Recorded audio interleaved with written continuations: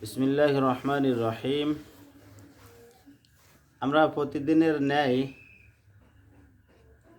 আজকে একটা মাসনুন দোয়া, ছোট দোয়া শিখব, ঠিক আছে? আজকের দোয়া হলো ইস্তেনদায় যাইতে কি দোয়া পড়তে হয়, কীভাবে যাইতে হয়। ইস্তেনদায় ঢোকার আগে ইস্তেনদার সামনে দাঁড়ায় দোয়া পড়তে হয়, এরপরে ভিতরে প্রবেশ করতে হয়। ভিতরে যায় তো পায়খানা প্রস্রাবখানায় যায় তো আর দোয়া পড়া যায় না, যায় নাই না ইস্তেনদার ভিতরে যে কি আল্লাহর কালাম পড়া যায় না পড়তে হবে আগে, পড়তে হবে আগে এরপর পড়ে প্রবেশ করতে হবে, তাই না? তাহলে আমরা আজকে ইস্তেনদায় ঢোকার নিয়ম এবং দোয়া শিখবো। ইস্তেনদায় ঢুকতে হলো বাম পা দিয়ে। কোন পা দিয়ে? বাম পা দিয়ে আগে কোন পা দিয়ে ঢুকতে হয়? বাম পা খালি পায়ে ঢোকা যাবে?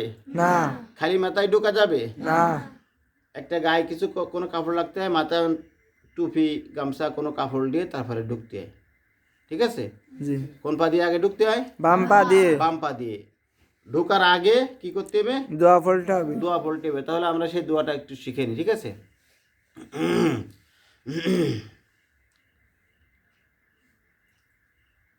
আল্লাহুম্মা ইন্নী আল্লাহুম্মা ইন্নী আউযু বিকা আউযু বিকা মিনাল খুবুসি মিনাল খুবুসি ওয়াল খাবাইস। ওয়াল খাবাইস। আল্লাহুম্মা ইন্নী আল্লাহুম্মা ইন্নী আউযু বিকা আউযু বিকা মিনাল খুবুসি মিনাল খুবুসি ওয়াল খাবাইস। ওয়াল খাবাইস। ইস্তেনদায় ঢোকার আগে এই দোয়া পড়তে হবে। ইস্তেনদার সামনে গেলে যে এই দোয়া পড়লে, পড়ার পরে বাম পা দিয়ে প্রবেশ করতে হবে। কোন পা দিয়ে? বাম পা দিয়ে তো মাথায় থাকবে কিছু রাখতে হবে, টুপি বা অন্য কোনো কাপড় চোপড় ভাঙ্গা চুরো, তাই না? এরপরে গামছা তোয়ালে কিছু রাখতে হবে। খালি মাথায় ইস্তেনদায় যাইতে হয় না, গায়েও কোনো কাপড় রাখতে হয়, কারণ ওই জায়গাটা হলো খারাপ জায়গা, গন্ধযুক্ত জায়গা, তাই না? এরপরে কি করতে হয়? পায়ে জুতা দিয়ে ঢুকতে হয়।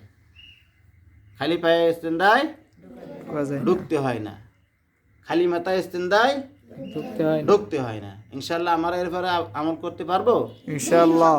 এই দোয়া কে কে পারে?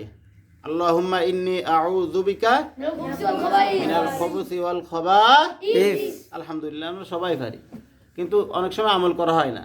অনেক সময় আমল করা হয় না। এগুলো কিন্তু আপনাদেরকে শিখাচ্ছি আমলের জন্য। কিসের জন্য? আপনারা সবাই পারেন, আপনারা সবাই পারেন। পারেন, কিন্তু অনেক সময় অলসতার জন্য